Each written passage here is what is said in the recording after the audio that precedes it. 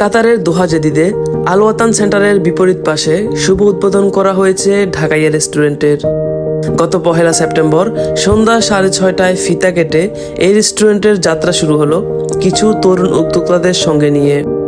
প্রতিষ্ঠানটির স্বত্বাধিকারী যথাক্রমে সাইফুল ইসলাম, ব্যবসায়ী শাহিন এবং রিয়াজ বিদেশের মাটিতে দেশীয় ঐতিহ্যবাহী খাবারের স্বাদ এনে দিতে এবং মানসম্মত খাবার বাংলাদেশিদের জন্য প্রস্তুত করার মনোভাব প্রকাশ করেছেন। 7 দিনের 7 রকমের বাহারি আইটেমের খাবার সুলভ মূল্যে পরিবেশন করারও পরিকল্পনা জানিয়েছেন আগত অতিথিদের উদ্দেশ্যে। উদ্বোধন অনুষ্ঠানে প্রধান অতিথি হিসেবে উপস্থিত ছিলেন কাতারস্থ লক্ষ্মীপুর জেলা সমিতির সভাপতি মোহাম্মদ বাহার উদ্দিন সহ আগত অতিথিরা। কাতারের প্রাণকেন্দ্র দোহা থেকে মোহাম্মদ সাইফুল ইসলাম, চ্যানেল 21।